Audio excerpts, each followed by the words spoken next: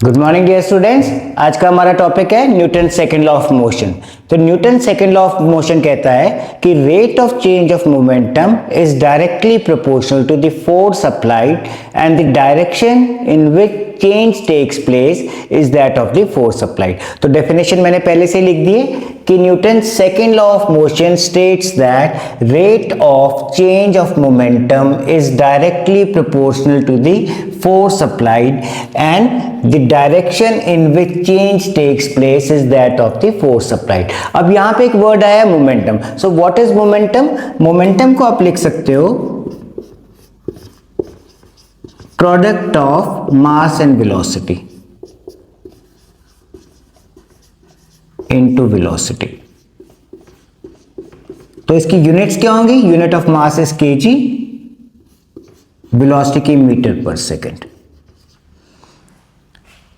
इसको मोमेंटम को आप ऐसे भी लिख सकते हो quantity of motion contained in a body, quantity of motion contained in a body and is given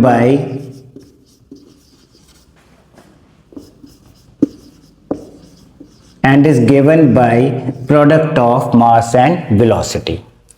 so Newton second law क्या कह रहा है कि rate of change of momentum. तो इसका मतलब सबसे पहले मेरे को चेंज इन मोमेंटम फाइंड करना है। सपोज मेरे पास एक बॉडी है of mass m kg which was initially moving with velocity u metre per second. उस पर मैंने फोर्स लगाया फॉर टाइम t सेकेंड और उसकी वेलोसिटी होगी v मीटर पर सेकेंड। तो given a body of mass m kg, a body of mass m kg moving at u meter per second changes its velocity to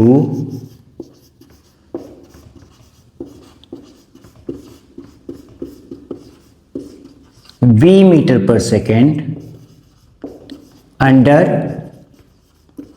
force F applied for t seconds।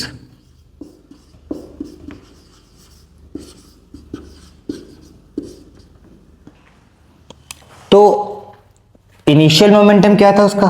Initial momentum था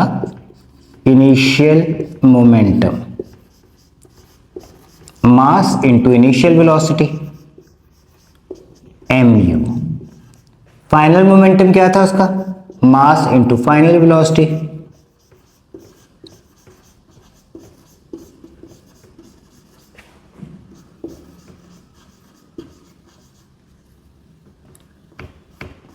m into v. Change in momentum कितना आया? Change in momentum कितना change हुआ?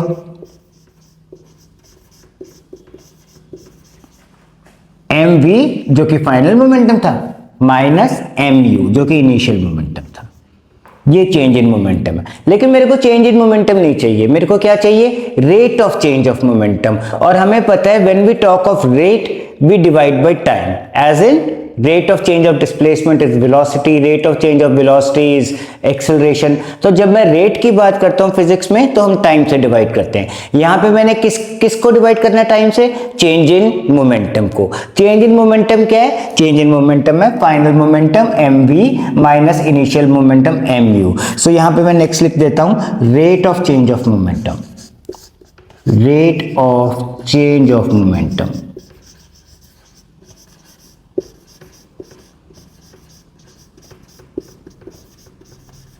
so is equal to mv minus mu upon t। यहां से मैंने m common ले लिया, v minus u upon t, लेकिन v minus u upon t is acceleration m into a।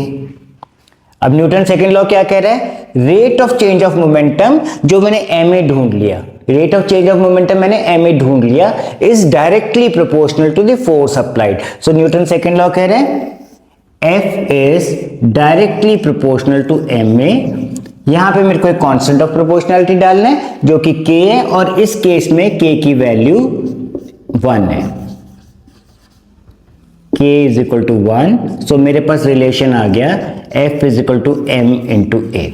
यहां से मैं 1 न्यूटन की भी डेफिनेशन निकाल सकता हूं। 1 newton is the unit of force in SI system. So 1 newton is the force that accelerates a body of mass 1 kg by 1 meter per second square. So 1 Newton is the force which accelerates a body of mass m kg, a body of mass 1 kg at the rate of 1 meter per second square. और अगर इसे मैं CJ system में convert करूं, so 1 Newton is equal to 1 kg into 1 meter per second square. 1 kg is 1000 grams into 1 meter is 100 centimetre. So मेरे पास आ गया gram centimetre per second square. ये gram centimetre per second square क्या होता है? Dyne, DYNE, dine.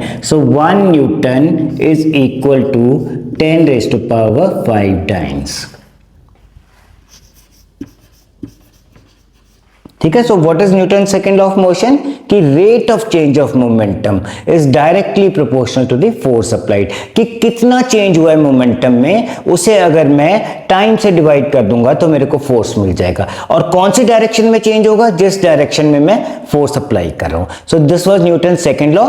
In next class we will be taking up examples to better understand this and to solve numericals. Thank you.